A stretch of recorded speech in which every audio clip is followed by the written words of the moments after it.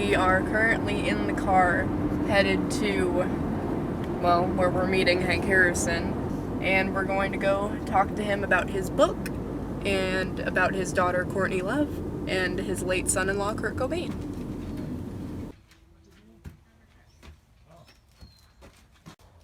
Did you want to just get like a quick video looking around? This is Love Kills, the Assassination of Kurt Cobain. And the reason I want to show it on TV or, on the broadcast is because people don't believe it's actually out. Mm-hmm. They don't believe it's an actual book with actual pictures and actual text in it. See, so now I want to be able to prove it. That's that. The Dead book is about the Grateful Dead and the whole Haight-Ashbury phenomenon back there. A lot of rare pictures and stuff. That's volume 2. This is the modernized version of volume 1. The book's been out since 1976. And this is the first book in the trilogy of the Holy Grail, called The Cauldron and the Grail. Yeah, I definitely see that icon you were talking about. See, I use it in all you my... were talking about the symbols having a lot of meaning. They Can do. you, talk us through what that would represent? Well, Kurt was assassinated, okay? We think by someone close to him. So therefore, someone close enough to shoot him in the heart. Kurt is the swan. He is the king of rock and roll in his day. I think everybody agrees on that for his younger generation, You weren't even... No, I wasn't even born, but I was... But you have friends that... My siblings were born in the 80s, so... There you go. Yeah. So they know what was going on in 94. So it hurt a lot of people. A lot of people got depressed and sad. A lot of women got into this cutting thing because of it. A lot of people actually killed themselves because of it. And some of them, a lot of people say, no, they didn't kill themselves because of that. They killed themselves anyway. But they left notes that said, goodbye, Kurt. I'll be seeing you soon. And notes. They had notes that said it was Kurt Cobain. Yeah. That inspired them to kill themselves. So and I'm not saying there's a huge number of those, but there's a couple of hundred that we know about. And for that specific case, for that to be the reason is crazy. It's real crazy. It's not good. Crazy enough to write a book about it. Yeah. Right? No, there's a lot of books written about Cobain. Hundreds of books, or not that many, but there's probably dozens of books on Nirvana and how they came to fame and fortune and all that kind of stuff. But there's nobody writing books that are actually solving how Kurt died. Yeah. And this book solves completely, so that at the end of the book, what I do is I put people on the jury. It's like a small jury of people of 200, sort of like that new film, the new show that's on TV, where they have the crowd sourcing and they have the crowd decide where the bad guys are and stuff. Okay, well that's sort of what this is. This is a book about everybody getting on the bandwagon and reading the information and not accusing me or accusing my daughter or accusing anybody, just going through the book and gathering the facts. Took me 20 years to get him into a position where I could get into a configuration where I could gather them up and present them. And so now they're presented in a way that when you read it, you'll be able to make up your mind at the end of the book. Yeah. And are you pointing fingers at anybody in No, this? see, that's what I'm trying to avoid. Okay. Yeah. Because everybody says, well, you're Courtney's dad, so what right have you got to, well, I'm not saying anything that I'm not saying, in the book, I do not say Courtney did it. So don't expect that if you read the book. However, everybody knows where I'm coming from. And if you read the book, you'll know where I'm coming from. So you throw out multiple options and kind of let people decide who they think. Yeah, that's one thing. And the other side, the enemy people, the people that are the hater type people are saying, well, that was clever. You're still accusing your daughter, but you're moving around on it. And they're right. I had to skirt the whole issue because the only way I could get the real facts in this book out, the stuff I knew from the inside, stuff that nobody else knows about, was to avoid accusing my daughter of killing her husband. That's other people have done that already anyway. So there's absolutely no reason for me to go and try to capitalize on that. Yeah. what I'm doing is I'm writing and I have to sell the book for money because it costs us money to make it. Yeah. I produced the book myself, and I dug up the money to do it. So there's 5,000 copies available. So where would you prefer people to buy this? This Well, book right that now they can't buy it anywhere but directly through us. Okay. Okay, We're so not- on your website, you got a website? No, we go Love Kills Book. Love Kills Book. 3 words all run together. lovekillsbook@gmail.com. Okay. Love Okay, Kills so just Book. Email. Yeah, and then all you got to do is send their email, and we get that, and then we bill them, invoice them. That way we get the name and address of everybody that's got the book. Nobody can stop us. Nobody can go in and intimidate Amazon. Nobody can call up a bookstore and say, hey, I'm Courtney's attorney, and you have to stop selling that book. The only way that Courtney can sue us is to go through me. Wow. Directly. I have total control of all the books, control of the distribution, control of the production, control of the spell checker, everything. We want to control some of that information and get it out to the right audiences, before we go completely nuts, without being sort of accused of exploiting Nirvana or my daughter or my granddaughter.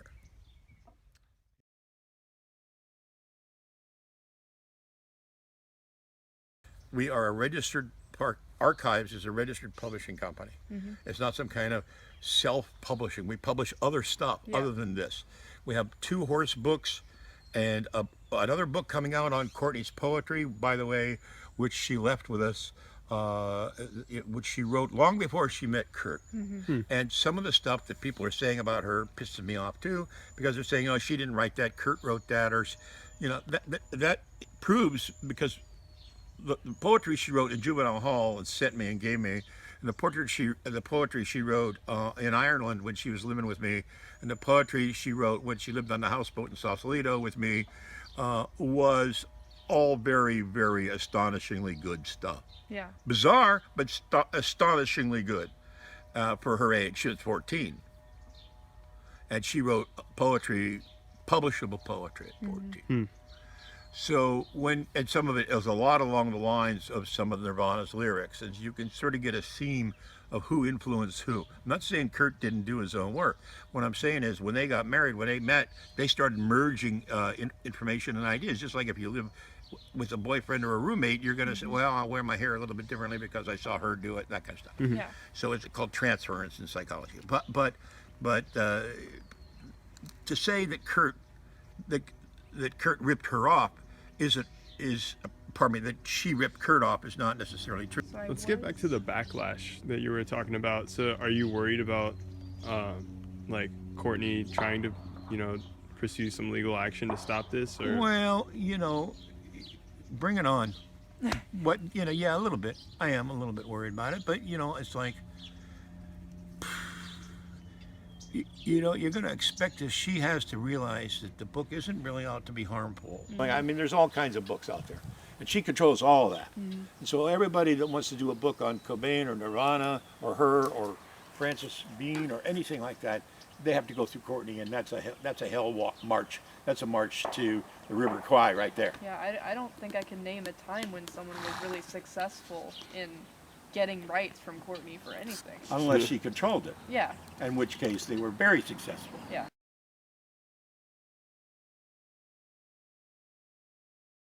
What's gonna absolutely.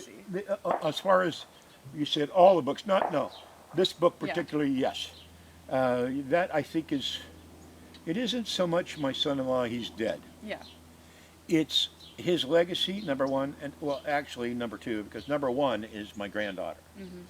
Frances Bean Cobain has to know what's in this book before she can make her own mind what the hell went on.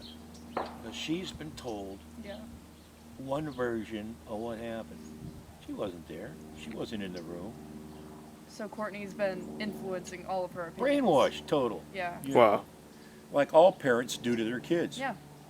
I'm not faulting her for it. I'm saying that's what you do when you have a kid, and especially a kid that has all your money. The thing is that people think, the guy is not a writer, the guy is not an intellectual, the guy is an idiot, and because that's what Courtney spread around, and that's what all of her pals, and even Tom Grant, the detective that she hired back in the day, have you heard of him? Yeah. Yeah, He said bad things about me.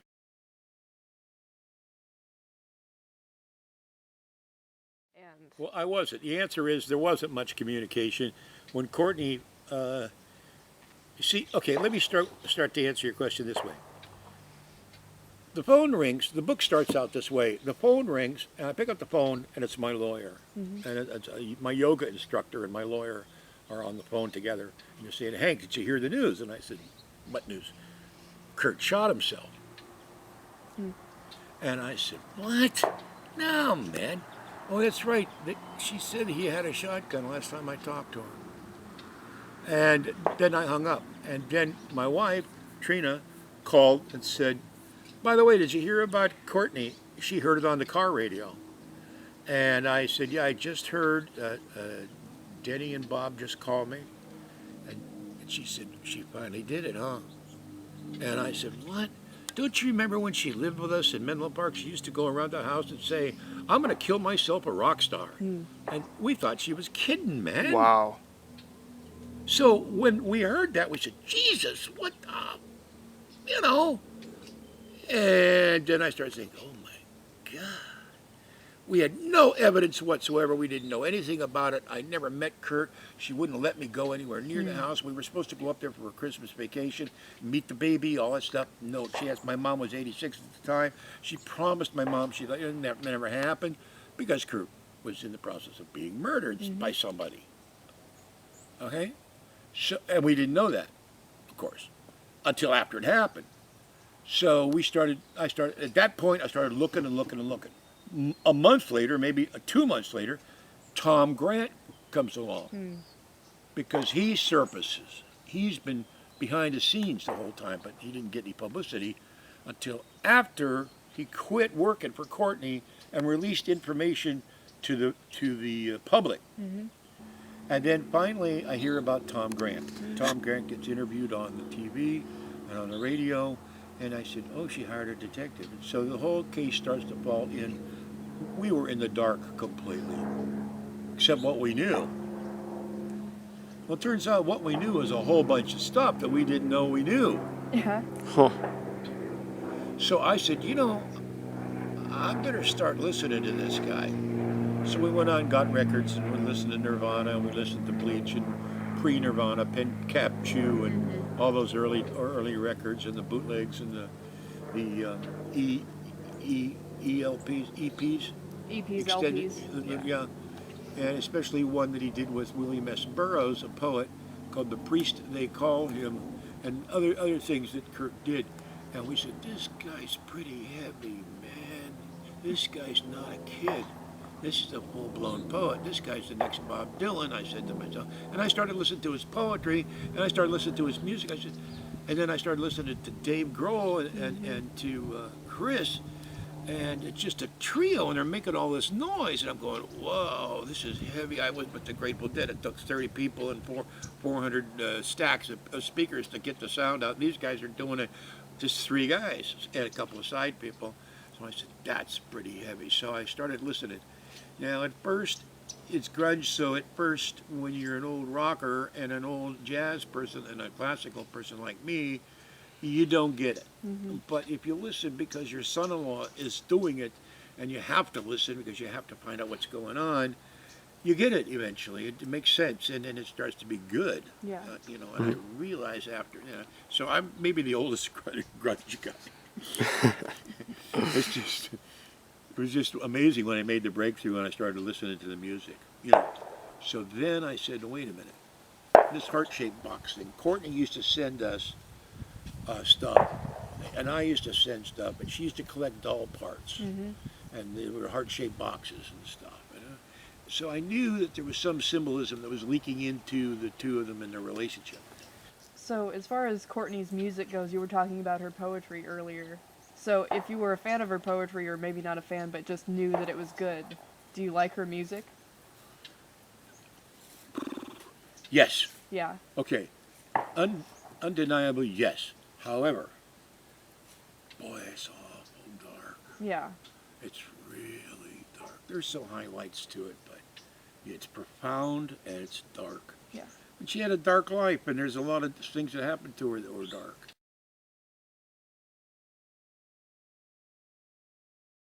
She didn't like to be without money. When I first got her out of juvenile hall, she said she didn't have any money at all. So I went up there and pulled her out of there, got a private plane. A buddy of mine had a private plane. We flew up there. She didn't like it because she wanted to go on Delta and go home, or Alaska and go home and run away. But I had her on the private plane. We went to San Francisco, and the first thing I did, the next day we went down and bought her some clothes. She had no clothes. And the mom had just abandoned her into Julie, you know. And she said, I said, Courtney, you know, what are you doing in this situation? You're a millionaire. You got all this money. She said, no, Mom says the money's gone. I said, no, it's not gone. I know it's not gone. She said, how do you know? I said, well, I was standing in an ice cream line because I used to manage the Grateful Dead, and I stand in an ice cream line, and this girl who's an old deadhead came up and said, hey, are you Courtney's dad? I said, yeah. She said, hey, guess what, man? I'm her banker. And I said, really? Does she have any money? She said, oh, yeah, she got a lot. I said, can you talk about it? No, I can't talk about it. I said, how much she got? She said, a lot. And all she said was, a lot. I said, okay, a lot. So I put Courtney on the plane, brought her down to San Francisco, trotted her into Wells Fargo on Market and Post. She went into the main Wells Fargo office, and I started to go in, and she said, no, you can't come in. So I sat outside on the marble bench. Half an hour later, Courtney comes out like this. I'm going, what was that? She said, I'm really rich. I says, yeah, I told you. She says, why didn't Mom give me the money? He says, well, because you fucked up, I guess, you know. But you should have some. You know, you can go to any college you want in the country, full ride, 100%, paid for, 5 years. So no how problem. old was she when that happened? She's, I would say, 15 and a half, 16. Wow. That would be crazy to find out that you have a ton of money at that age. Well, it wasn't a ton, it was 3 tons. Yeah. That's... yeah. And... You want to know how she got that money? How my wife her mother got the money? The old man, my wife, Courtney's mother, was adopted. Her father was an Italian guy who was a lens grinder. In the Second World War, this goes way back, on the Second World War, Jack Reese got a contract from the U.S. government to do all the eyeglasses for all the sailors and the soldiers and Marines that were going out to Okinawa and Iwo Jima. You know, Yeah. and all the dead guys, they'd bring the glasses back and give them back to Jack. He'd recycle them, sell them again. Wow. He made $1 zillion, okay? And then he bought stock, and then after the war was over, they all got invested, and they joined the Bohemian Club, and they all got invested in, various, endeavors. And next thing you know, Jack has a chain of eyeglasses stores, high class, and it was called Ferrari and Arisi. And Milton Ferrari was a salesman in the front, and Jack was a lens grinder in back. But after a while, Jack just hired lens grinders, okay? But they were making a huge amount of money, massive money. But then when Dad died, when Jack Reese died, Linda got to inherit the money, and they didn't want to pay taxes on it, so they gave it to Courtney and put it in Courtney's name. Courtney was about 1 when Jack died. So that's where the money came from, and Courtney always thought she was rich. Once, unfortunately, I showed her how wealthy she was. When she went back she had to go back to juvie after the first trip down. She went back to juvenile hall and got in there, and then she started hiring girls for cigarettes to give her baths and clean up her bed for her and stuff like that. She became a little queen, you see, and she became a little princess all of a sudden. So that was my mistake. I should never have told her she was rich. That's my apology to the public from now on, is that I should have never told Courtney she was rich, because once she got that in her head, she ran with it. When Kurt died, there were people living in the house downstairs. People were coming in and out the front doors. It's all in the book here. You'll get to see who was there, what their situation was, who was available to do bad things, and who was available to do good things. Towards the end of the book, you'll see people died all over the place. It wasn't just Kurt. There was one woman that was downstairs in the house. She just went to Montana, and the next thing you know, she ODs. And she was clean, and she was running a rehab hospital, halfway house.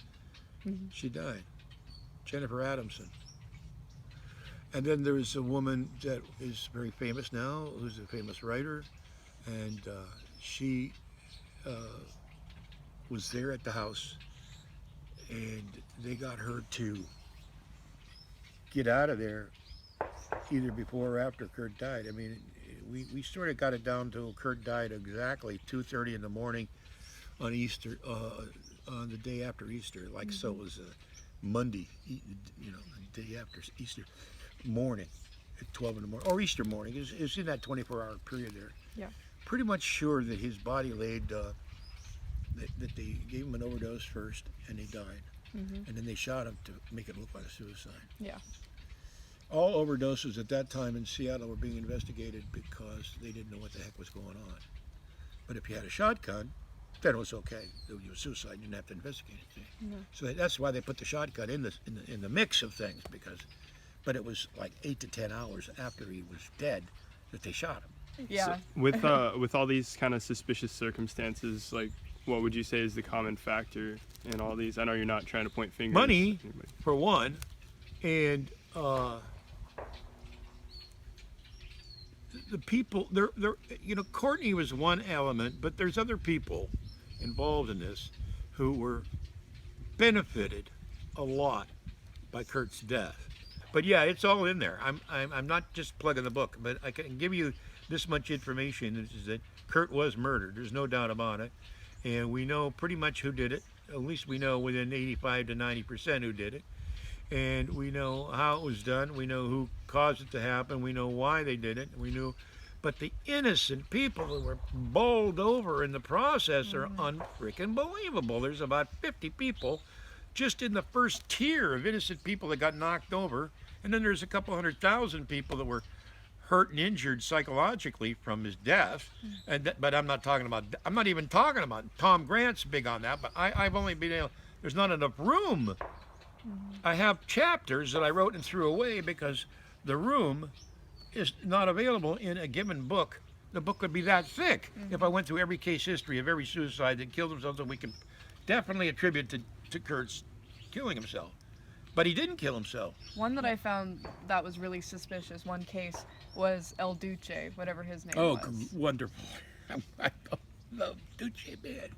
So, You think I'm a hippie? This guy is really a genuine asshole, beatnik hippie guy, you know?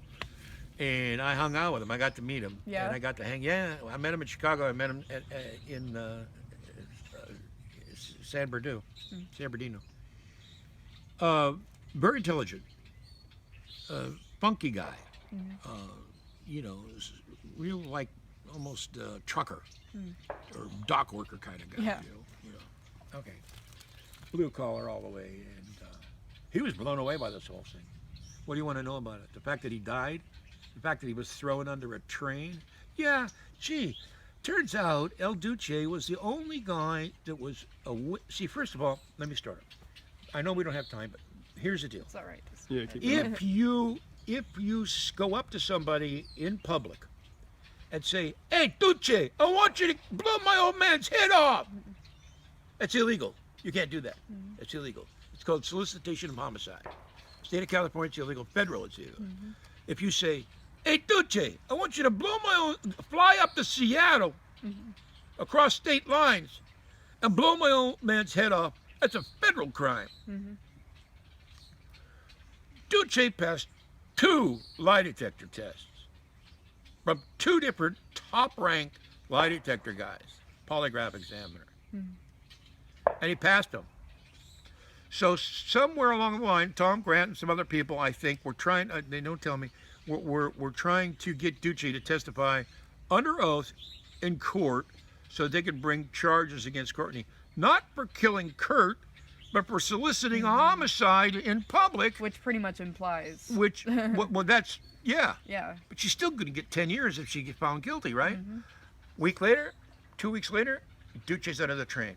Yeah. I'm not saying Courtney did that. Obviously, she wasn't down there throwing him under the train. But somebody threw him under the train, and about 2 weeks after Duce went, about 2 weeks after Duce went under the train, the guy who we suspect of doing it shows up with a new Corvette and a few other little goodies. So you think someone may have been paying him off to do that. Somebody was paying the guy that threw him under the train to do it. Yeah, sure. And also in the lingua franca of Hollywood and the music industry down there, payoffs aren't necessarily cash. They're like, oh, you got a band? Do you want some gigs?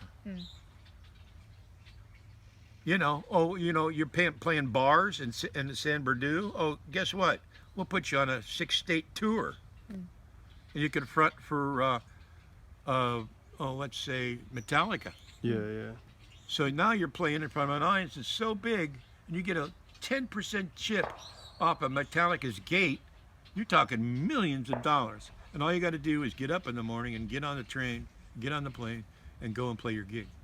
Yeah, so we were pretty sure that El Duce was, you know, people that knew him and knew how drunk he was and how he wasn't.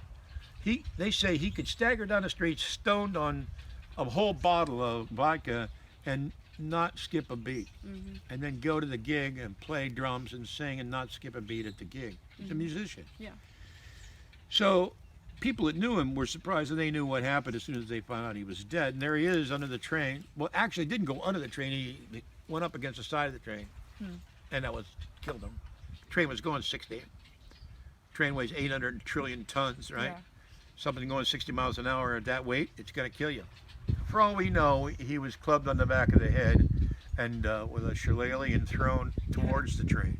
I don't know exactly what happened. Nobody knows what happened. Yeah. Did they do an autopsy on him? Well, they did, but they didn't report it. It wasn't reported because it was considered a drunken track walker falling across the track. So kind of like Kurt's whole OD thing, like. Kinda.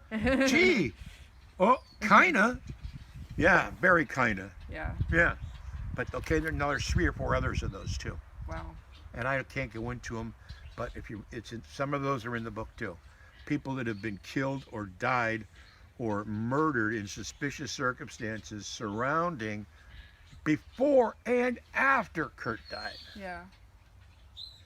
Because people in the music industry didn't want them to live anymore. Yeah. I mean, it's a witchcraft thing down there. There's a lot of heavy. I may be a beatnik and a hippie, but I'm not a witchcraft. I'm not into the black satanic magic either, you know. So I really don't know what happened. No, I really don't know what happened. But boy, I tell you, when you get into logic and you start doing statistical analysis of things, we're talking 95%. We sort of know. I think it's enough to give a civil jury. Criminal says the thing is, everybody wants to reopen the case in a criminal case. I don't want the case reopened criminally. I want it open in a civil case.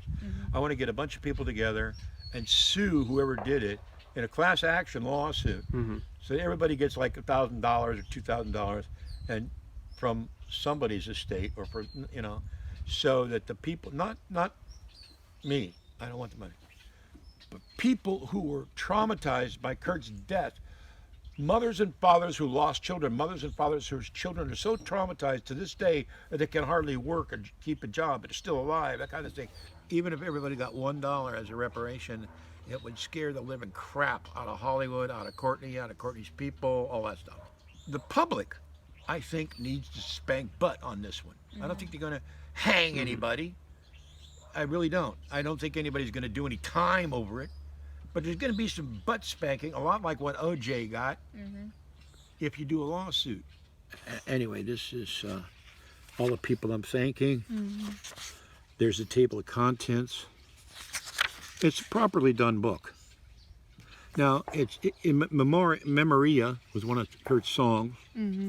And Leland Lee Cobain, that's his grandpop. And that's my mom, Edith Velma Cook. Neither one of these people got to see their great-granddaughter before they died. There's a tragedy, if you like old people. If you revere older people who have done good in their lives and pay them back this way. Lee never got to meet Bean. That's messed up, man. If there was anything that made me more mad, me not meeting Bean's not important because I'm a hippie, right? But this old guy, he worked his ass off. All he wanted to do was meet his granddaughter, his great-granddaughter. Not his granddaughter, his great-granddaughter. You see what I'm saying? And then he kicked the bucket. And he was a sad guy. My mom was the same way. In November of '93, Courtney promised to have my mom up for Christmas to meet Bean. And Kurt died in '94. the following spring. So here are my grandchildren, including Francis, and I have another son, and he had 4 kids, so I have 5 grandchildren. So that's complicated there. So you guys, I'm going to cut it off here, if you don't mind. All right, yeah, well, thanks very much.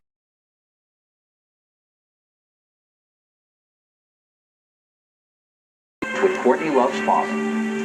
Do you have any fears that she may go the same way Kurt Cobain did? Oh, I have some background fears. Pictures don't bother you? No.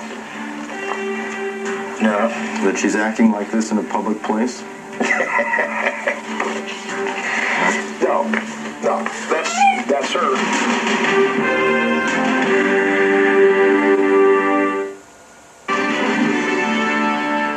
When rock singer Kurt Cobain killed himself last April, no one was more affected than his wife, Courtney Love, herself a rock singer.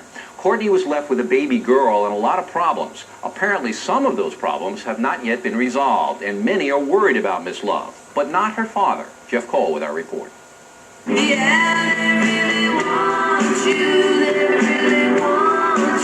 As lead singer of the rock band Hole, Courtney Love is quickly becoming a household name. She made the cover of last month's Rolling Stone. And she really hit the big time with her appearance last month on Saturday Night Live. Love's father, Hank Harisson, is aware that rumors of drugs and alcohol abuse have surrounded his daughter in the past, and he was watching when she appeared on the show. When I saw her on Saturday Night Live, I watched her very, very carefully, taped it, and watched it over and over again. She's fine. But it wasn't her music that first brought Courtney widespread fame. It was the suicide last April of her husband, Kurt Cobain, lead singer of the band Nirvana. His death made headlines around the world. Since Cobain's death, the spotlight has been on Courtney Love, but her behavior has been strange, to say the least. She just doesn't seem to have any regard for her life or herself. Henrietta Knight is a freelance celebrity reporter. She says she saw Courtney at a party last October and that she behaved in a manner that was bizarre and unpredictable. Halfway through the evening, she suddenly staggered onto the stage, sort of rambling, ranting and raving, and was sort of swearing at the audience. It happened here in New Orleans at a popular bar called Tipitina's, where a Halloween party hosted by Interview with a Vampire author Anne Rice was being held.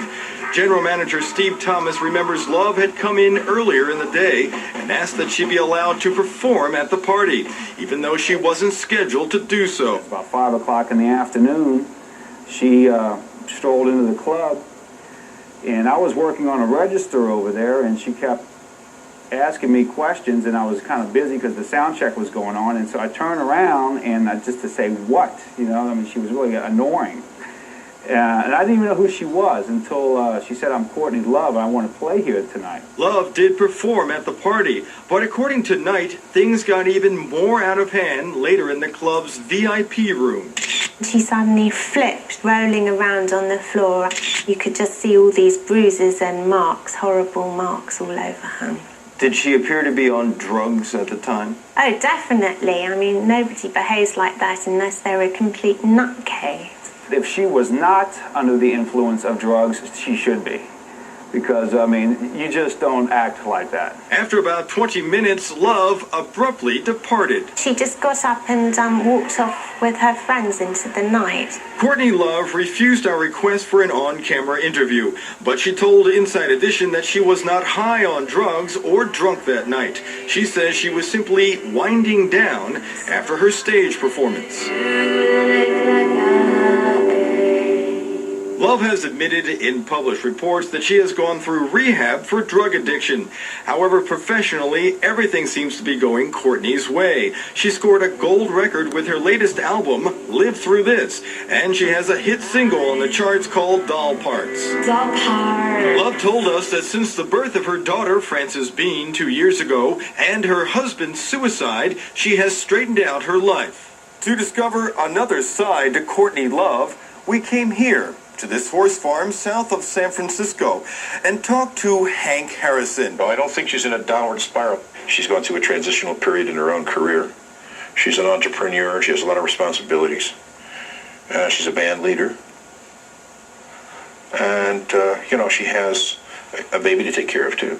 Hank Harisson is a writer and part-time horse trainer who lives in Los Altos, California. Hank and Courtney's mother, Linda, divorced in 1967 when Courtney was just 3 years old. And for more than 10 years, he rarely saw his daughter until he claims she was 15, a runaway on the streets. Well, I took some responsibility, and I found out that she was in juvenile hall when she was 15, and people called me and said she was, and so I did what I could, and I pulled some strings, and I got her out of juvenile hall. Hank says Courtney lived with him off and on until she was 18, and then started to receive money from a trust fund set up by her maternal grandparents. Access to money, she did have it. It was taken away from her for various reasons at various times, but when she got to be a certain age, she was able to get a hold of some of this money, and that gave her a liberation. It was this financial freedom, according to her father, that allowed Love to immerse herself in the world of rock and roll. She was definitely jet set, for sure. Well, she would travel with bands, and when she was little, when she was really, young. Courtney was already part of the rock scene when she met Cobain in 1990. They were married 2 years later. Do you think she has a drug problem? I know there was some drugs, but when the baby came, there were no drugs, period. Do you have any fears that she may go the same way Kurt Cobain did? Oh, I have some background fears. She assured me that everything was okay. She assured me that I shouldn't worry about things so much, and that basically she was taking care of it. We showed Courtney's dad the pictures of his daughter's seemingly bizarre behavior in New Orleans. This does not look like someone who is very healthy at all. It looks like someone that needs All right, she's okay. help. No, she's cool. These pictures don't bother you? No. No. That she's acting like this in a public place? No. That's her. She's crazy that way, but not crazy in a pathological sense.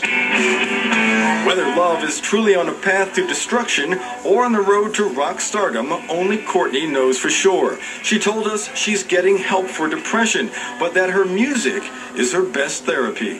What kind of advice would you give your daughter? If you're not getting help, Courtney, get help. I can say that. She's real strong. Real strong. So I'm not worried about it too much. And according to Ms. Love's publicist, the singer is trying to break into the movies. A project with Keanu Reeves has been mentioned. Plenty more to come as we continue.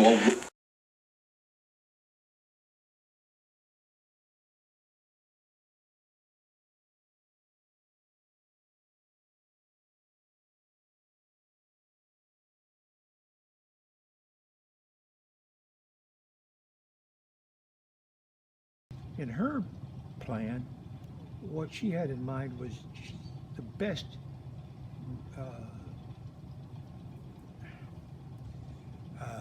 witness, alibi, excuse, is a house detective or a priest or your local school teacher or someone with real credibility to stand there and prove where you were when certain events took place. So they could go to court and say, I have credibility to say that Courtney was with me when X, Y, and Z event occurred. And that's what she was thinking at the time because she told me so. Plus that, I gotta put this in the very front part of this. She spent months studying books on let's get even, let's get revenge books. You know those revenge books you can buy? There's a whole series. I don't remember the name of the guy, but there's a lot of books out there on how to take revenge, how to write bad love notes, how to get people in trouble, you know, and how to rob people without them knowing it and that kind of stuff. And the books are out there on the internet. You can buy them. She read every one of them. And she used to bring them to home and leave them at our house. So I was able to read some of them And I got the suspicion, what is Courtney reading these things for? She had a bug up her, under her saddle about getting revenge. She had hate in her heart. And when I tried to, I came back from Europe, and I got in contact with her stepfather, Frank Rodriguez. And Frank said, Courtney wants to see you. I said, oh, wow, I didn't even know where she was. And this was in, 76 or so. So she wrote me a letter, and she said, you asked me a lot. I still have all the questions are in my book, correspondence there. She asked me a lot of questions. Do you still have the Jaguar, which was really a Rover TC 2000, and so forth. How are you doing? Do you still have the same girlfriend? I like, real teeny bopper stuff, him and to her. But one of the things she said right from the get-go she wanted to do was start an all-girl band. And she had the parameters of the band laid out on paper, and sketching who was playing what part and who would play what instrument, what kind of clothes they would wear. And I still have them. I have those at home. Those drawings, I have them. They must be valuable. I don't know. But anyway, I always knew that she wanted to be a rock star from the very beginning. Ever since Mom and Dad broke up, because see, Mom broke up with the second husband too. And so Courtney had a broken heart from losing me and then losing Frank too. And it's very strange. So Frank wrote me and said, Hank, Courtney wants to see you. Do you want to go up and see her? I said, yeah. And then she wrote me a letter, and I thought she said she was from her, it was on a letterhead. And it turned out the letterhead was Juvenile Hall. I said, well, Frank didn't say she was in juvie.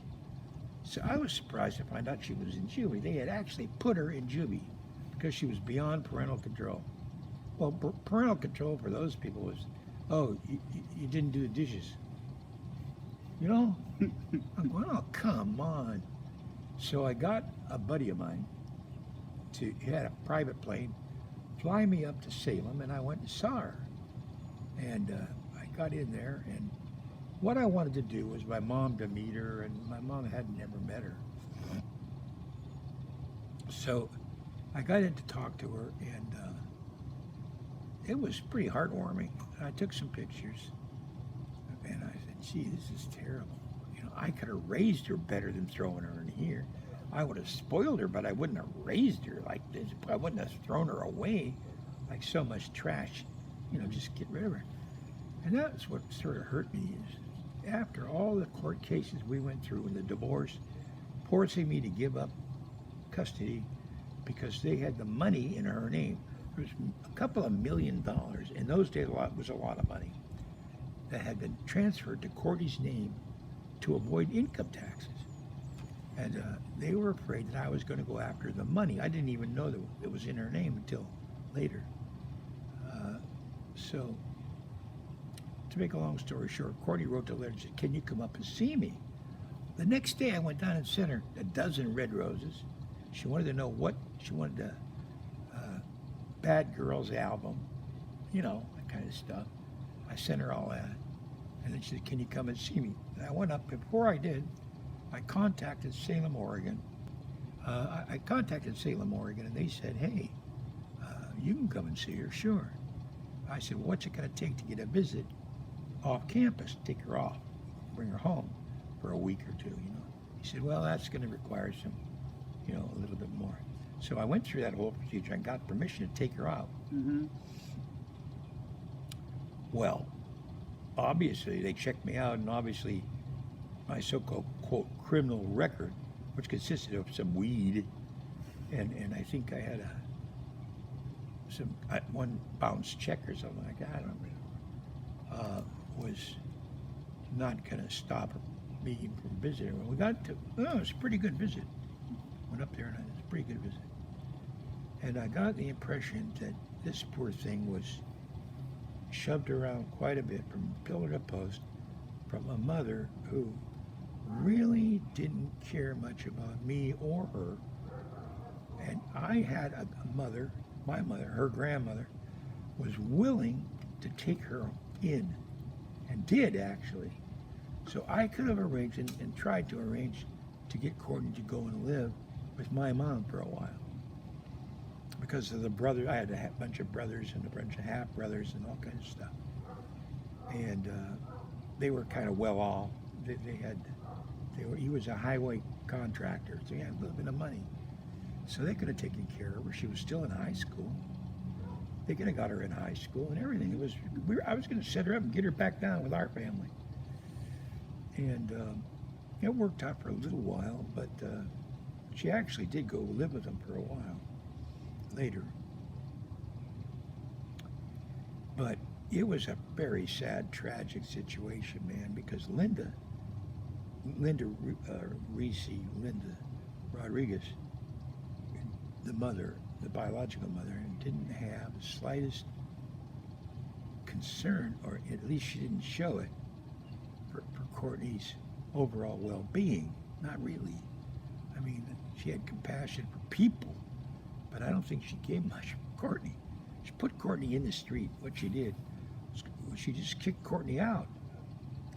Something that I was kind of curious about is I remember reading in your book that Linda had subjected Courtney to some Stanford experiments. I don't know if they were Stanford per se, but there was some kind of Oregon State bunch too, don't forget. I mean,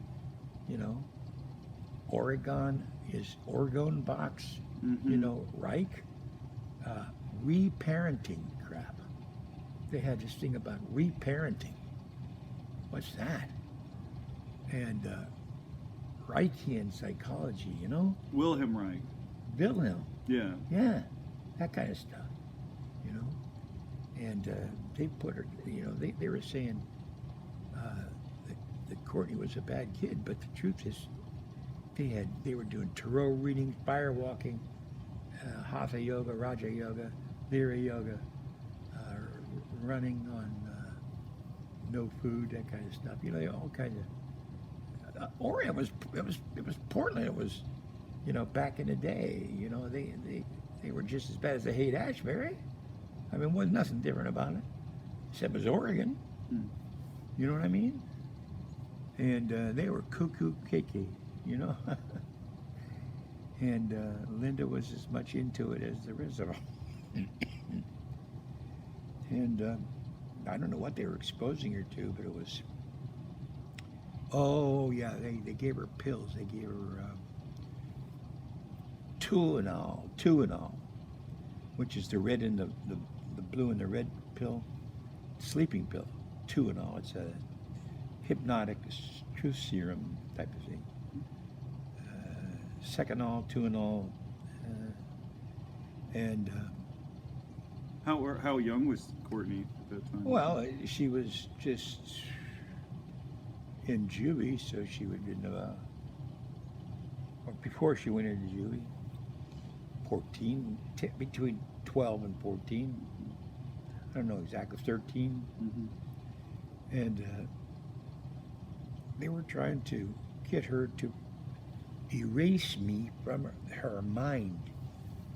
And I found out much later that the reason they were doing that wasn't because they thought I was evil. They thought I was after their money. And at the time, I didn't even know they had the money. She was in real estate. She was setting up her own psychological practice, couples counseling, all kinds of stuff. And I don't blame her for that. But I mean, to take it that far, to ruin a child, just because she's genetically linked to some idiot like me, Well, I married the wrong guy and he was abusive, so I don't want to have anything to do with him, and I don't want my daughter to have anything to do. It's kind of body. It was sort of a sassy, very sassy, in a bad way. And Linda had a bunch of girlfriends, sort of a cadre of chicks from San Francisco, from Catholic school, girls' Catholic school. Judy Carroll, and I know all their names. They're in the book, as a matter of fact. And all those girls told her, "Hey, Linda, you don't want to have Hank around anymore. Don't let Hank come around anymore. Hank's a bad guy, and Hank cheated on you." You know, and all this stuff, which I did, but not bad. I mean, I just had one little flirtation. But Hank gave you LSD. Hank gave Courtney LSD. Hank did this to Courtney and all that stuff. None of that happened. None of it actually happened. I never gave Courtney LSD. And I took a lie detector test. I paid money to get a lie detector test. Polygraph, legitimate CIA guy, polygraph that said I did not give her any drugs. Anyway, that in the long run it turned out to be the thing that got Courtney and I back together again was my ability to respond to Courtney's requests for records. She wanted to Donna, Bad Girls album. Donna, what was Donna? Bad Girls. You know that record? The album? Yeah, it's escaped me too. Bad Girls. Anyway, I sent that to her, and I got up there, and I took her out on a afternoon vacation, and took her around Oregon, and she loved it, and took her back, and I made an arrangement to get her to come home to visit me back in Sausalito. At the time, I was living on a very nice houseboat in Sausalito. Well, if you tell people in Oregon that you're living on a houseboat, it doesn't go very far. If you tell them you're living on a ranch house on a hill, an 18-room mansion, that goes a long way, but not a houseboat. So.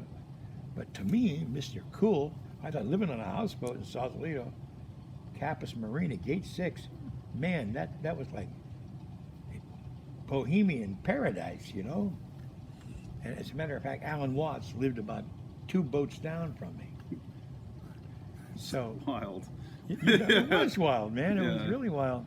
I would still think that would be prime real estate today to be on a houseboat, not Sausalito. Sausalito? Yeah. I mean, there's houseboats in Oregon, there's houseboats in Washington. Right. But when you say you live in Sausalito on a houseboat, and then they show a picture of this gorgeous houseboat, I mean, it looks like a real house. And right on the bay. I mean, I just thought that was the coolest thing for me. And I said, I'm going to take my daughter to a house. I got shot down for that. Is that what contributed to these girls' case against you? Yeah, that's another thing. One of them more I also think that there's a sociological thing amongst those people, that class of society. Any houseboat anywhere is considered déclassé. If you pretend or if you try to be, or if you identify as a bohemian, as a beatnik, as a hippie, as anything like that, or a rich hippie, especially a rock and roll rich hippie, like I am, that's considered really ugly to those people. I was thinking, hey, this is cool. This is my lifestyle. This is what I want to be, not them. So we had a conflict of values right away. So, what did Courtney think of the experience? Oh, she was pretty impressed with it all. So. She liked my friends. She got along really well. I actually, by the time I got Courtney to live with me, I lived at the end of the pier in Larkspur, in view of San Quentin, right over there. And you had to walk down a long pier to get to this place. And it was a very nice place. It cost me $1,000 a month in those days. Why do you think that Courtney wouldn't appreciate your relationship with her as much? Is it just the tough love? No, there was never any tough love. I never did any tough love. I wasn't the tough love person. Linda was a tough love person. I see. Heck no, I spoiled the hell out of her from the beginning. Anytime she wanted anything, I just took care of her. Linda hated me catering to the baby. Little baby. Don't change her diaper. She's going to have to learn to not poop her pants. What? That's the kind of thing. It was strict Jesuit Catholic processing. You know, I mean, they smoked around her. The babysitter blew smoke in her face. They drank a lot, and they were San Franciscan Italians. They were good people. I'm not saying they were bad people, but their values were spare the rod, spoil a child, and make sure you screw their minds up as much as possible. If you were the one spoiling Courtney, why wouldn't she like you? You would think that she would like you more. Because they brainwashed her immediately after they got her. They started saying, "Oh, you don't want to talk to Hank." She's even said it in public herself. She was told that I was dead. Number one. But before that, even they said, "Hank's a bad guy. You don't want to know about your dad," and so forth and so on. They just didn't want her around me. But the real motive under all of it was they thought I had some claim to the money. Now, it turns out, I looked into it recently. The lawyers that were running the adoption, it wasn't really an adoption, it was a takeaway, they were Catholics too, and they were in the same church, same unit, and they were telling Linda and Jack Reese and Luella Reese, you have to understand, Ferrari and Reese is a large optician on Montgomery Street in San Francisco, and they had lots and lots of big-time eyeglass customers, and they had lawyers coming out their ears, you know, and the lawyers told them that if they didn't do something about me in the long run, when the child was of age, I could make a claim against the money because the child was in their name, because they were using the child as a tax dodge. And so I didn't even know that. I didn't even consider it. So when I finally got a chance to see Courtney, it sent a lightning bolt through the whole family. But so Courtney it sounds like she had these experiences with you about you spoiling her, and that was upstaged with what other people said. Yeah, well, but at the same time, you were the one that introduced her to the money. Well, that's only because I had my own money by that time. I didn't introduce her to her money. I thought you introduced her to her money. I told her about it. Yeah.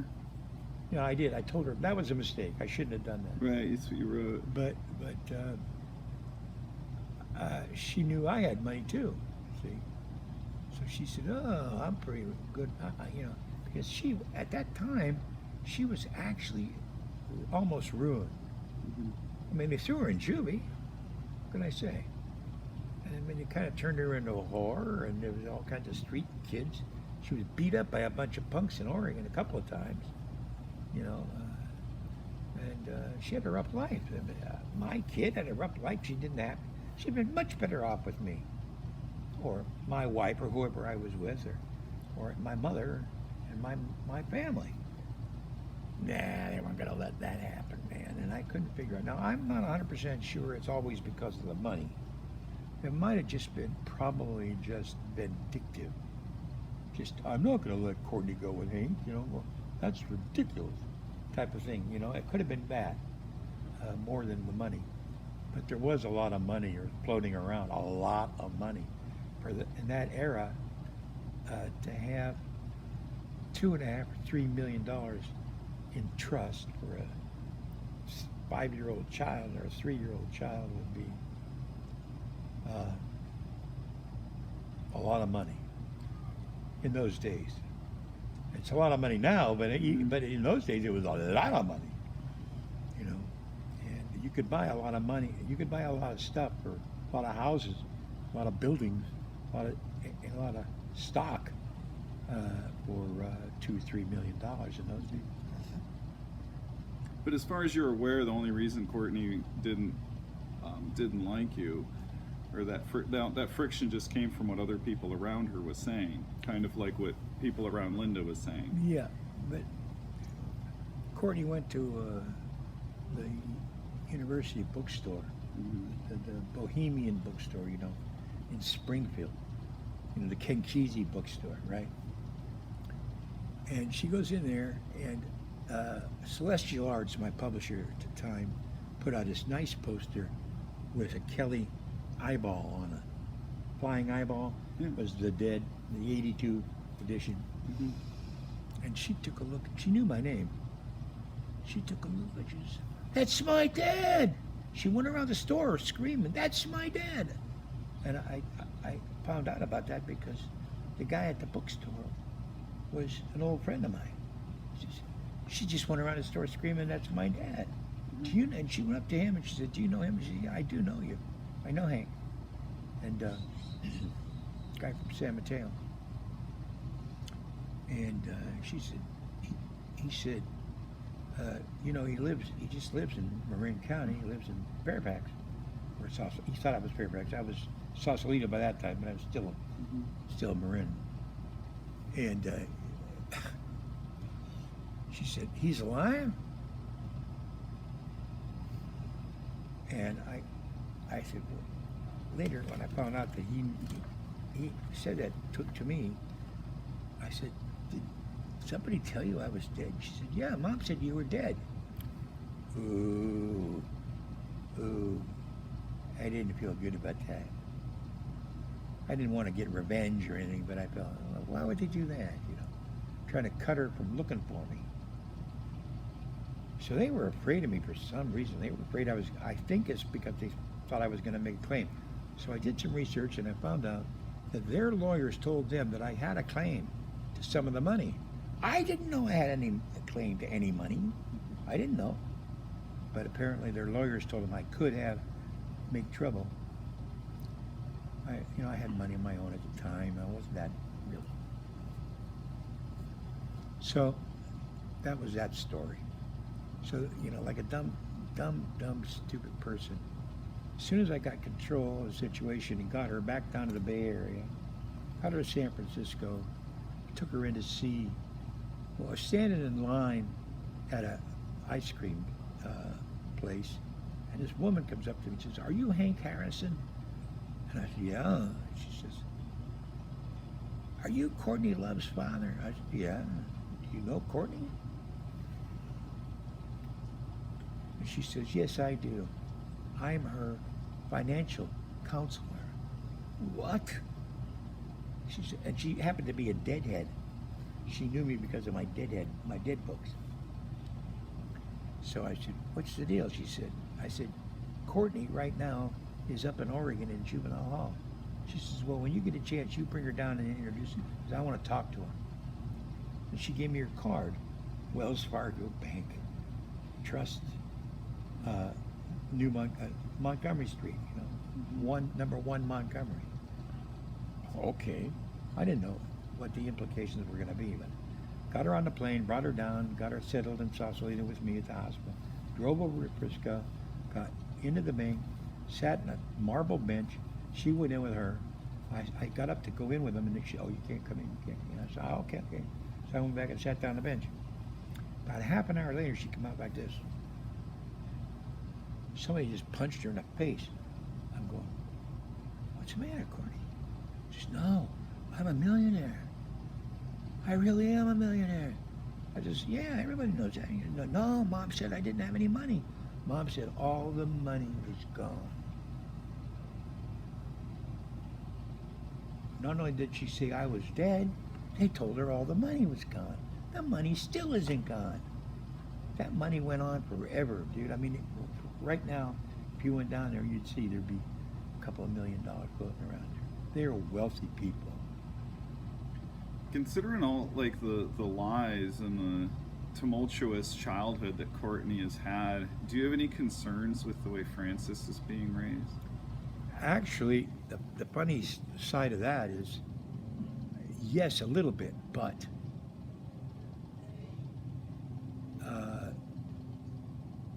Kurt's, you have to remember there's another part of the formula. That's the Cobain family. Now, Kurt had a sister named Kim. Kim is highly educated. She's gay, and she's got a pizza bar somewhere up in Olympia. At which Kurt gave her some money to get that going. And the mother they loved Courtney, and the mother was impressed by Courtney's rock and roll, bling bling. You know, they were impressed by that. But that didn't ruin anything. Kim took Courtney sort of under her wing and told Courtney what was going on right then and there.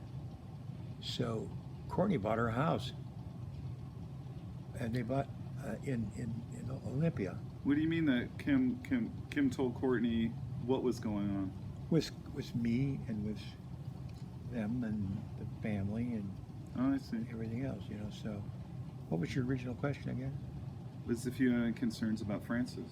No, and so Courtney and them agreed to raise Frances properly.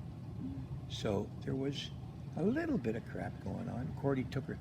When the thing I objected to one time was Frances had a birthday, a 16th birthday, and they did a devil worship birthday party for her, you know.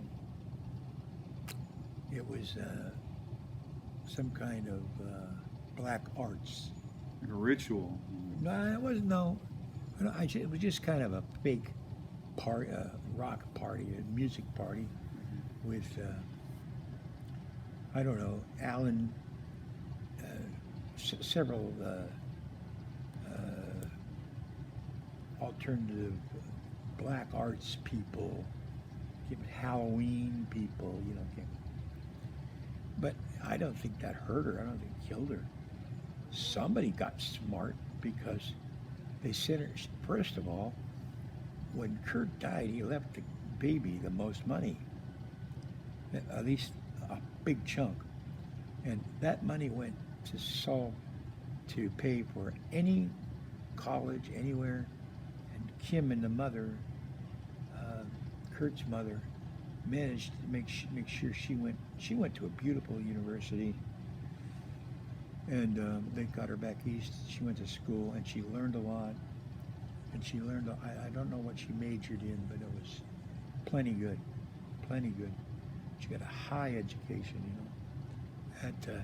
It wasn't Bryn Mawr, but it was, I forget which place she went back east, but it was either one of the schools related to the Seven Sisters. Forget, you know, it was really tweedy Ivy League type school. And she went there, and she had a boyfriend, and then he went with her. One of the things they did was they got her good shrinks. They got her good psychologists. They saw, in my opinion, they saw she was getting screwed up. So they intervened, and got a real good intervention going indirectly to help her out. That's what I think happened. That's why she's not screwed up. Well, I always thought Tom was a little off the wall from the very beginning when I first met him. Tom had me down to L.A. to meet him, and he had people from the various gossip newspapers interview me and stuff. But Tom was a big aficionado of voice lie detecting, where you instead of putting the lie detector on like that, you could read the person's voice and articulation, and you could tell if he or she was lying by inflection and stuff. I forget what they call that, but there's a whole school of truth evaluation based on that. And he had me read by 2 or 3 experts. And it must have really frustrated him, because I was determined to tell the truth to everything, you know, because I knew I was under the microscope. And he told me this right out. He says, "You're not a beatnik, you're a criminal." He told me I was a criminal. I said, well, one of the things Courtney did was have him check me out, and one of the things he found out is I have a criminal record. Marijuana, a couple of bounce checks, stuff like that. Well, as far as Tom Grant is concerned, he's a Puritan. So, okay, I smoked a joint, I sold some weed. What do you know? I stole a car. You know, in Hayward, I stole a truck full of pies once when I was 60. And I mean, then I also, oh, and by the way, I managed the Grateful Dead. And the guy says, that's the worst offense of all. You managed rock bands. Which ones did you manage? Big Brother and the Holding Company, Grateful Dead. Any of that ring a bell? Of course, because by that time, I had become kind of a rich beatnik. I'm kind of, I wouldn't call it royalty, but I'm kind of from the Haight-Ashbury, and I was sort of well off at the time. And if you were making it, as it were, in the Haight-Ashbury, you were considered pretty cool. Then if you have a daughter who's a rock star too, that makes you even cooler. And you know, if you're Kurt Cobain's father-in-law, that makes you cooler. You're cooler yet. So, you know, what the heck is this whole scrutiny about me being an ass, having a criminal record? Oh, acid hippie, criminal record, has enough money to live in a really nice house, drives a Mercedes. Oh my God, terrible. Why is that terrible? Went to San Francisco State. Why is that terrible? Put himself through San Francisco State with A's and B's, you know, B+ average. Got a scholarships, lots of scholarships, grants. Oh, you can't do that. That's, you know, they just didn't like me because of my lifestyle, man. That's what it really boiled down to. And Tom was right on the same wavelength, you know. You're a rich hippie? No way, dude. You know, it was just, my lifestyle was not at all favorable to his way of looking at things. And, well, I had to tell all of Courtney's friends, don't go near Tom Rand, man. He's a cop. And if you want to get prejudiced, if you're a hippie or a little beatnik or a black guy or something like that, and you want to get prejudiced, it's cops. You know what I mean? See, there were two guys up in Canada, Ian Halpern and Max Walls. They wrote a couple of books, about the Cobain case. And Tom Grant adopted those two guys. And they had me go on a lecture tour to Canada with them. And the whole time I was on a lecture tour, they were spying on me and watching me and making sure I said the right thing and tried to. So I knew Tom had that always had his little devices they would plug into the cigarette lighter of your car. You know. And while we were on the road in Canada, they were monitoring what we were saying in the car. So I started thinking, what's going on here? Is this a CIA deal? Even I thought, oh, CIA's tracking us. What's going on here? Well, that wasn't the case, but it was Tom doing it all. You know? And so they had it all set up to sort of set up to fail, really. But I did get the lecture finished, and we did go on tour. And Tom wasn't on the tour with us, but I'm sure he was listening to everything we said. Callie DeWitt was on Geffen's payroll the whole time. I don't know about the whole time, but a lot of it. A lot of it. Why? Why do you think he was on? Well, Courtney got him a job working for Geffen as some kind of an R&D guy. Yeah.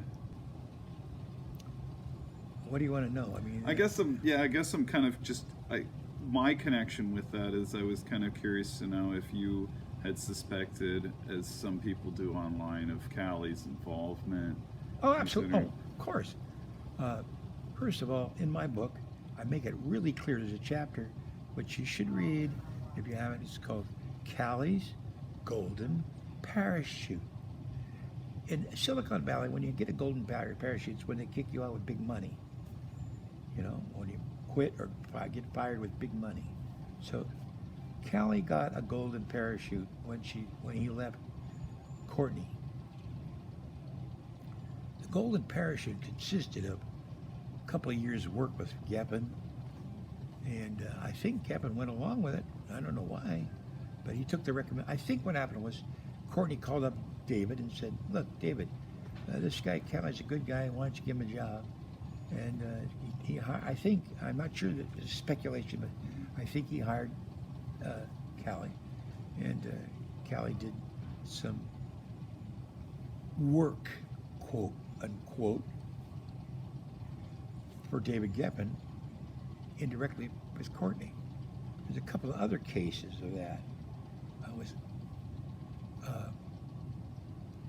Courtney's girlfriend, one of Courtney's girlfriends, was a painter. She was a good painter, but she wasn't a knock. I forget, what's the name? I forget. I forgot too, but I remember the chapter that you told me to read. The chapter is called Paint. Payoff at the Paint Factory. First of all, the first part of the chapter that I wrote is about how the art world functions and how you get kickbacks and how you get, certain progressions through the art publicists mostly. It's all through publicity. And I gave step-by-step detailed what happens when you sell a painting, why you sell a painting, they know the rich people that are buying these paintings. People buy paintings all the time, what galleries to go to, how to get into the gallery shows, and how to get money from the gallery shows. There's actually a story recently in the news that someone had paid several $100,000 for literally a banana nailed to a wall. And the guy ate it. I don't remember if the guy ate it, no, but it wouldn't last. I mean, but it gives legitimacy to what you were saying in that chapter. It was on TV too, yeah, it was a show. Yep, banana wall, yeah. Both that chapter and the Cali chapter that you mentioned weren't in the book that I had found online and was able to download. No, because you got an early version of the book that it was just. I mean, I have books right here. Right. That I could give you. Did you ever get around to reading the final stuff? I read the Paint Factory, and I read I've been reading a couple of random chapters. What do you think of the Paint Factory? It's a written document.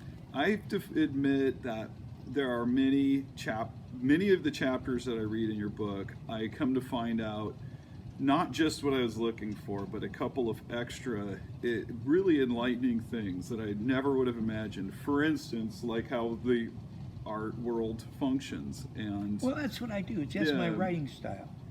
I write in layers. So you'll have the story layer, and then above here you'll have, oh, and by the way, I'm going to tell you how the artwork functions.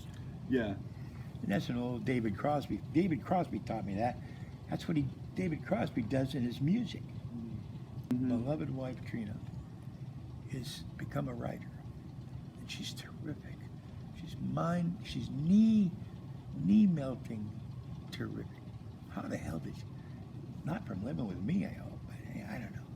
She wrote a book called Never Miss Nellie, and it's about a woman who's a sergeant in the Marines in Afghanistan, and she's a sniper, and she developed her own corps of horseback snipers in Afghanistan. Scared the crap out of the Taliban because they're on horseback, and they're women, and they're shooting. Very odd. And Never Miss Nellie's the name of the gun. She developed this rifle, and she gets this guy. She's supposed to hit this target, who's a Taliban guy, about 2,500 meters across the valley. And they wait for the guy to fire up a cigarette outside his house. They shoot him in the butt, in the cigarette butt. Blow his head off. That's who I'm going to. Usually, I'm never going to leave her. I cannot leave her because she'll kill me too. No, she's fine. And Never Miss Nellie. It's just the same thing she does. She goes along and she tells you what it's like to be a woman sniper in the Army, or in the Marines, in Afghanistan. But she's also telling the story of the sniping episodes, the various missions.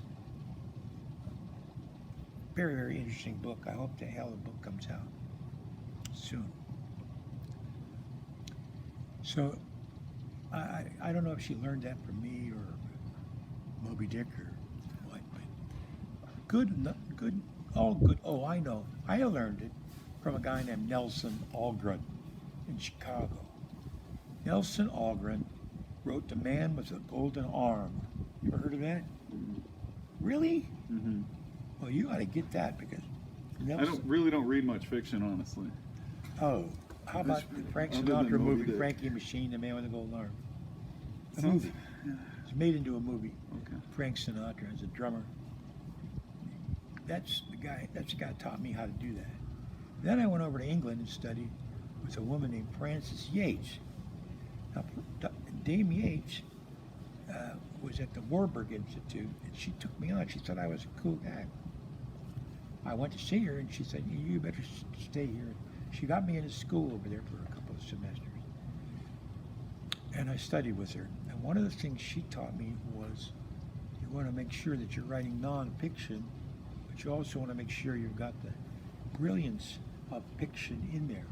So you start out with fiction, and you put the fictional elements in there.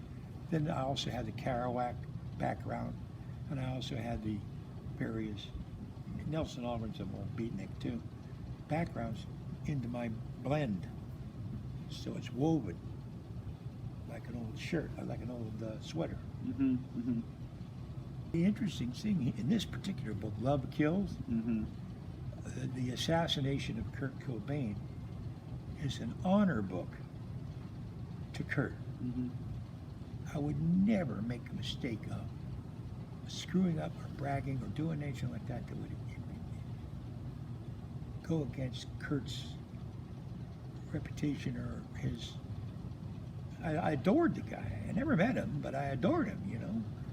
And I saw where he struggled to make a change in his life and also in how many people he affected, how many people he actually, with his music, changed and gave him uplifting. I saw a video of the show Nirvana did, one of them in France, and literally the crowd was illuminated. I mean, they were, wow, you know? And I only saw that with the Dead a couple of times in the early days. And Nirvana was, you know, that was, and I said, my daughter married this guy, you know? I was pretty impressed, man. So I didn't want to interfere with their life or screw up my granddaughter's life or interfere with Kurt. But I thought she'd do me the courtesy of introducing me to Kurt, and she didn't want me to have anything to do with him. And I said, well, wait a minute. So I realized that there must be something going on here. I started getting suspicious. Before Kurt died, I started getting kind of suspicious of what was going on. You know, and in the book I make it really clear that we now know that Courtney is making plans to kill herself, a rock star, years before she met Kurt. Some poor bastard was going to get it, and it was going to be from Courtney. And we knew that when she married him before anything else. We knew, I said, this poor bastard's in trouble, whoever it is. And people get mad at me even today. Say, well, how could you say that about your daughter? It's true. It's what happened, man. Face the facts. This is what happened. My kid got screwed up, and she grew up to be kind of a witch. You know, I'm not putting her down. I'm just saying, hey, you know, witches are necessary too, I guess. Well, in the world. I guess with any, I mean, if you put us in the context of that we're all magicians, literally creating this reality from our imagination, it comes down to whether or not we're going to use our powers to benefit others or for benefit ourselves. Yeah, that's exactly right.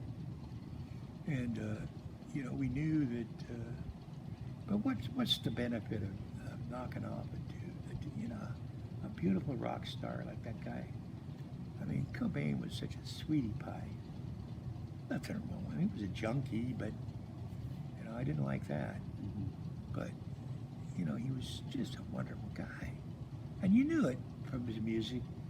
He's a good-looking guy, and he didn't overspend his money. He took care of his money and took care of his family.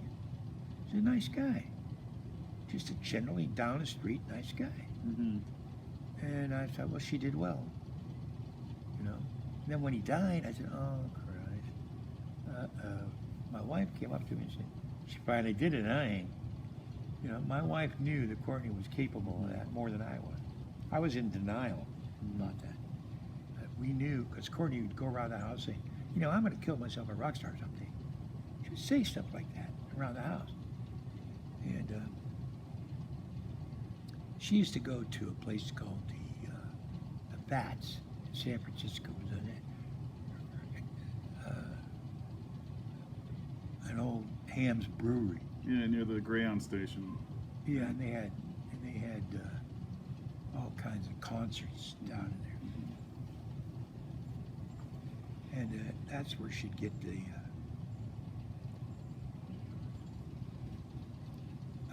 dope. And, you know, she met Kat and Jellin up in Oregon. She brought her down with her. You know, Babes in Toyland. Yeah. So, Babes in Toyland used to rehearse in our basement. Kat, I loved Kat. Kat was is still to this day a terrific person. Is there anything else that you'd like to add? I mean, just for the... No, I mean, the other... You asked me about Tom Grant. Yeah, well, if you want to... I never even told you about Tom Grant. Yeah, I'd love to. Grant spent his whole life, from that day on, tracking me down after the Canadian episode. And he tried to make my life pretty miserable. He didn't do anything to destroy me, per se. But if I were ever going to try to get a book out, it wasn't going to be with his cooperation, that's for sure. And I always wondered why Courtney hired him and kept him on after Kurt died. Still don't know the total answer on that. If you even hint that Grant had anything to do or anything to ignore about Kurt's death, Grant will come and sue you. Grant will get mad at you, you know, Grant. And you don't want Tom Grant on your case. And it sort of made my life kind of a ruination in a way. Tom Grant spent a lot of time trying to screw me up, man, career-wise. And I used to ask him questions.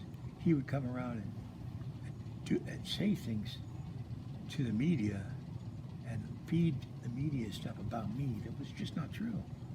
Or if it was true, it was, who cared? You know, blah, blah, who cared? But Grant was really upset about my criminal record. He couldn't get it out of his crawl.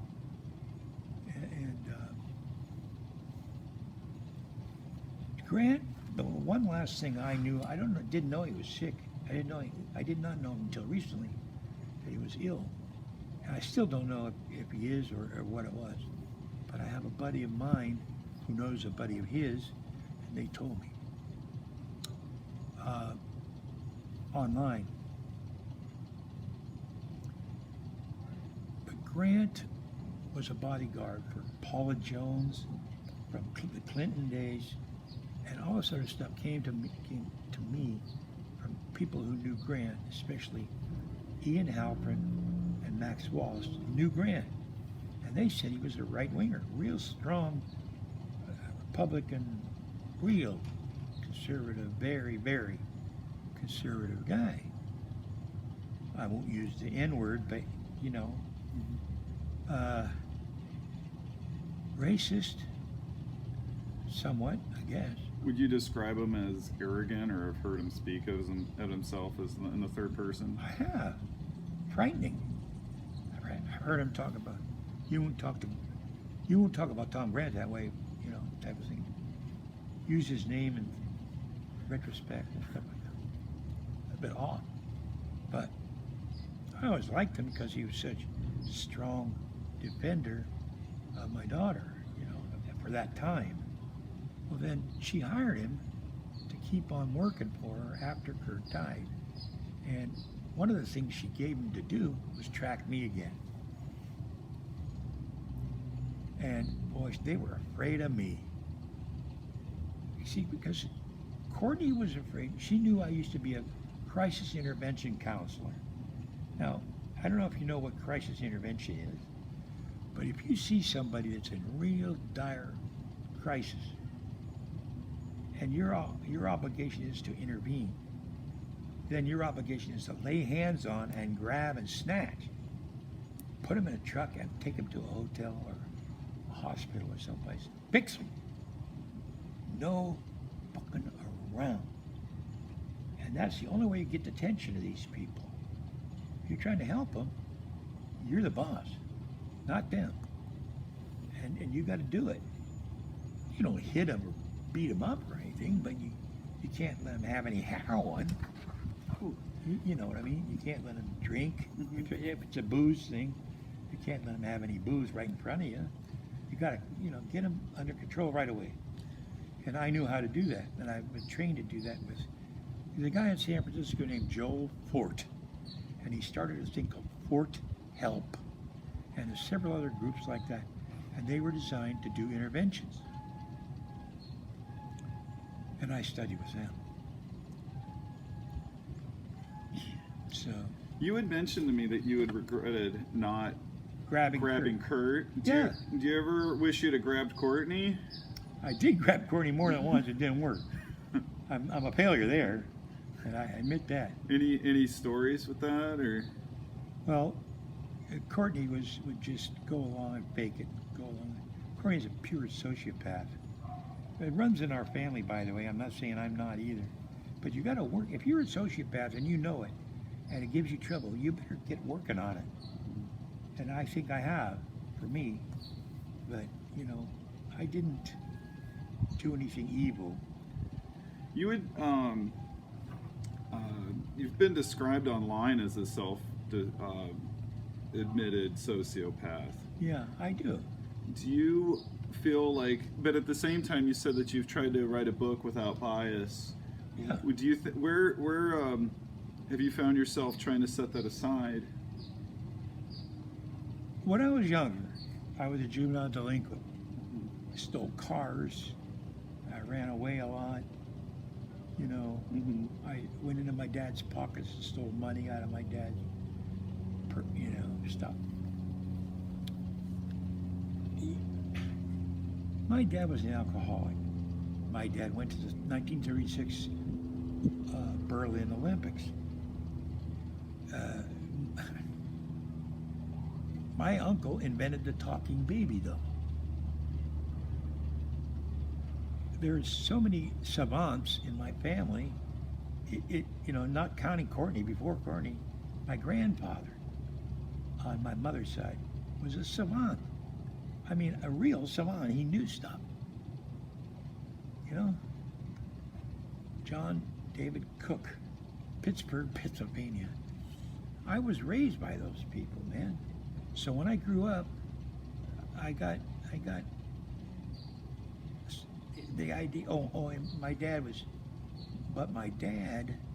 an alcoholic, and my dad also got.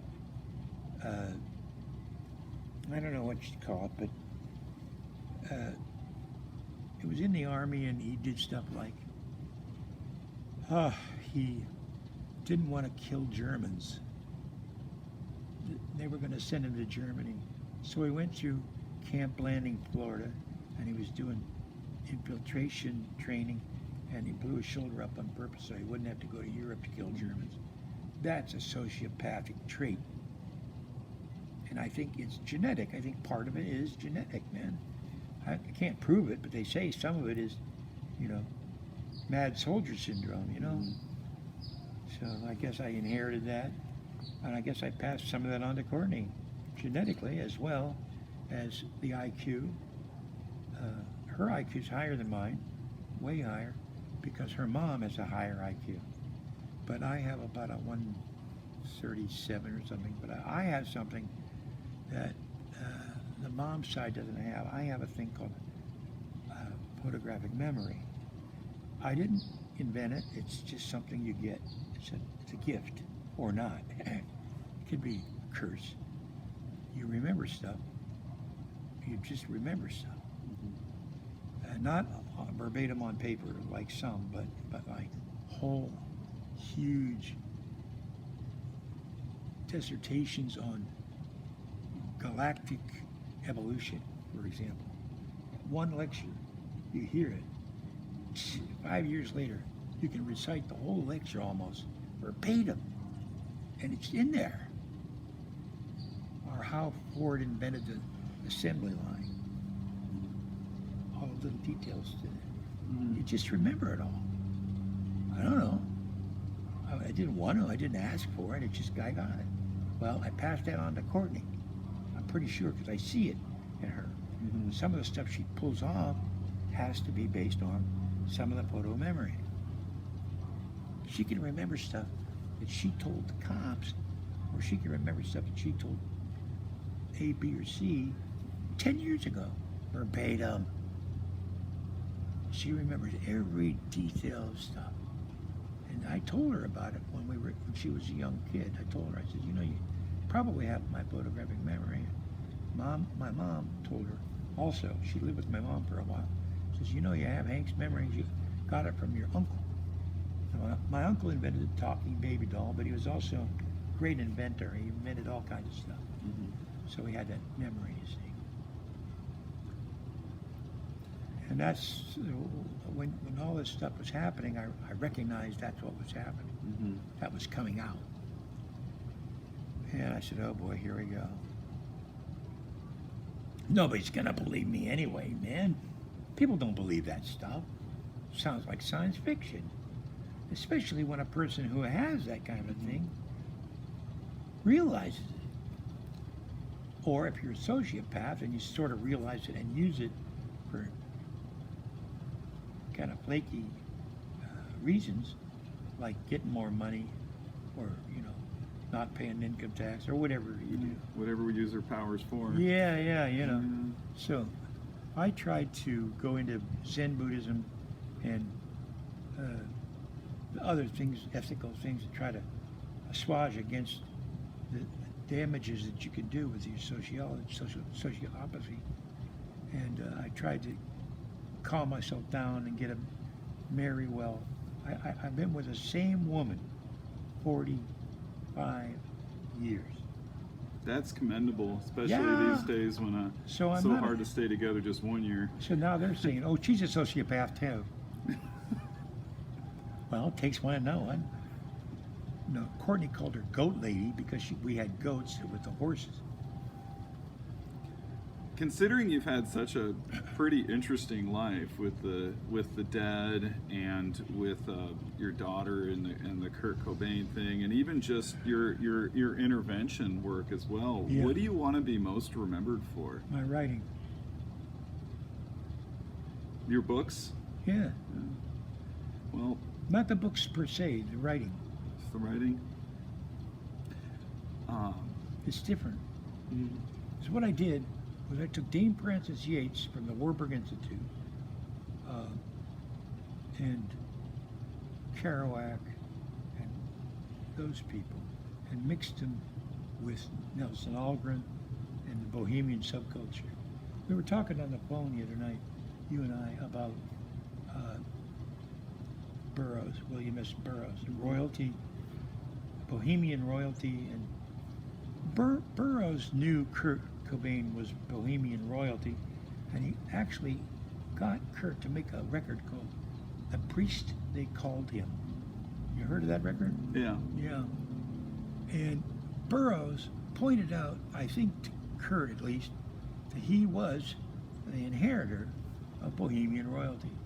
Well, if Burroughs is right, and Burroughs is Bohemian royalty, beatnik, rich beatnik royalty, if Burroughs is Bohemian royalty, and Kurt is Bohemian royalty, and Courtney is Bohemian royalty, what is my granddaughter? You see what I mean? So I don't want to sound too arrogant or snotty or snooty, but I mean, let's face it, man. It's coincidental. It happens. Luck is on your side. And I knew who I was when I was younger.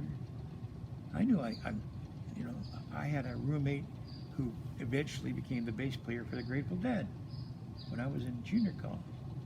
And I knew that was the path we were on, you know. And I made friends with guys like David Crosby, Stills Nash. I loved David, man. He was bohemian royalty. So when it takes one to know one, and you can see that there's this royal arrogance. It's an arrogant thing, true, but there's this kind of underground mentality that goes with that. And you just saw it when Courtney was a baby. Some of the stuff she did when she was a little baby was amazing. I could see it happening. You could see her pulling certain toys and doing things that were other babies didn't, other kids didn't do. So I raised her that way. Is there something that you'd like to express to Courtney or to Frances? If you had the opportunity I'd love to hang out with Frances. Courtney knows she didn't want to hang out with me, I'm pretty sure, It's kind of difficult, to think of that because it's Would you be willing to forgive Courtney? I don't forgive her. For what? For the wishing you death and wishing me dead. No, I don't worry about that. Killing Kurt or having a hand in seeing that Kurt or having some involvement in Kurt. Yeah, I did. I have already. I feel sorry for her. But what I refuse to do is feel guilty that I did it. One of the reasons I wrote the book the way I did was to make sure people knew that it wasn't me, man. I didn't make her so bad. I didn't do that. I'd be writing against form, wouldn't I? Sorry. That's okay. I'd be writing against myself but I don't put myself in a position where I can forgive people. I'm not Jesus of Nazareth. I'm not the Pope. But you would be able to set aside past differences. Yes, to be able absolutely, sure enough. I have already, a lot. What is it that you'd like to do or say to Frances if you had the opportunity to? Well, I want her to hang out. I have information, but I also have techniques that just for her, that I want her to at least listen to. And I want to see if she has that memory thing and that giftedness. I'm sure she does. Everybody says she does. She's so good looking. The funny thing about Frances, I have a cousin who looks just like her. And people don't know that. A female cousin who looks identical to her. So it must run in the family somewhere around the back door. They showed me a picture. This is your granddaughter. I went, Yeah. Oh, it looks just like Frances. My cousin Frances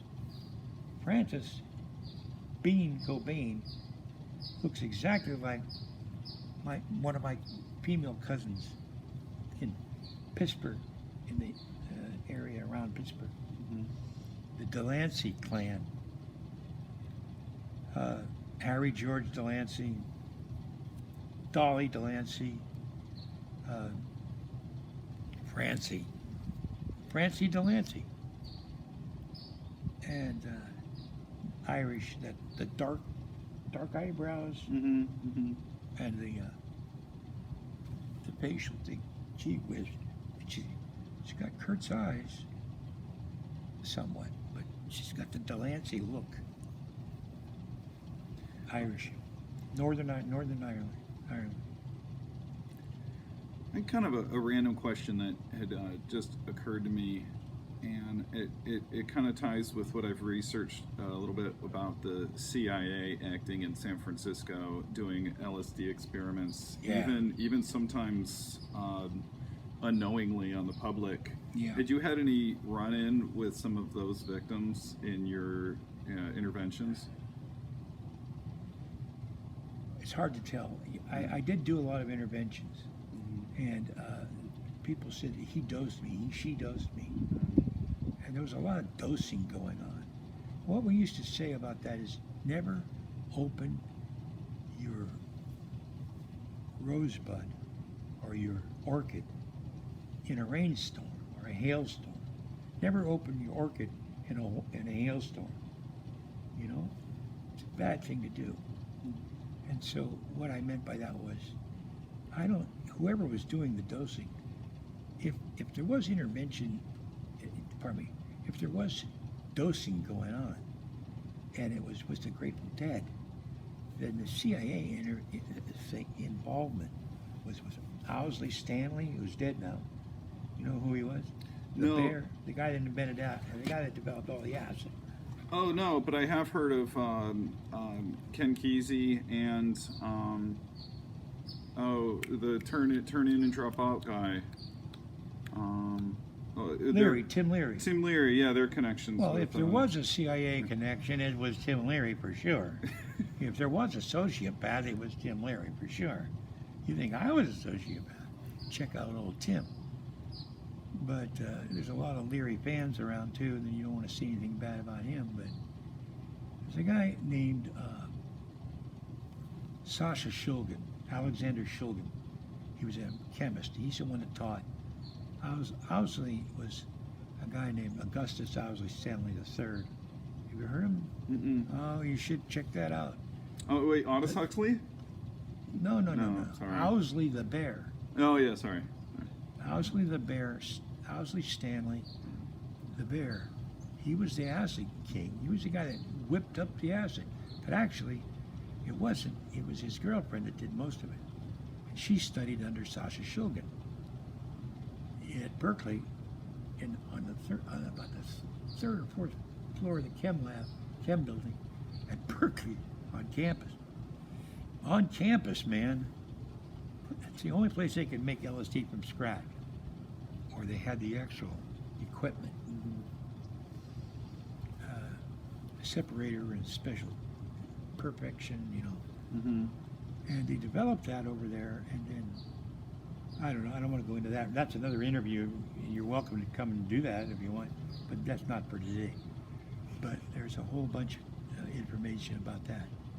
And I don't want to snitch on anybody because, but I didn't like the idea of them dumping acid on everybody everywhere. I didn't like it. I thought it should be, LSD should have been used always as an adjuvant of psychiatric or psychology or a meditational science. It should never have, and they're using it now for that. They're using psilocybin as the go-to process for shell shock and army, you know. Oh yeah, PTSD. PTSD. Yeah, I've heard it even come up for depression treatment. Yeah, but depression is part of PTSD too. Right. It works really well. Small doses of psilocybin. And those guys were into that in those days. And they knew that it would work. And Shulgin, Sasha Shulgin, knew it would work. He had developed MMDA and MDA, that kind of thing, you know, which was basically the active ingredient in nutmeg. Remember jailhouse drug nutmeg?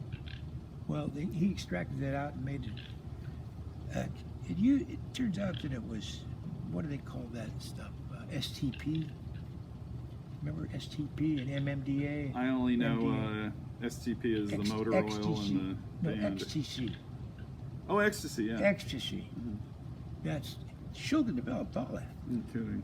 That's all from one molecule, man. He just kept developing the molecule. We were that way. Knit 1, pearl 2, molecule 3. 1, pearl 2. You know what I mean? Yeah. Really?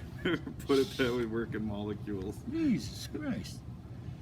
I would like to do another interview at some point. I hope I'm not keeping you from lunch. It's coming about lunchtime. Oh, I don't care about that. I don't care about lunch. No, you brought my lunch. Some soda and candy.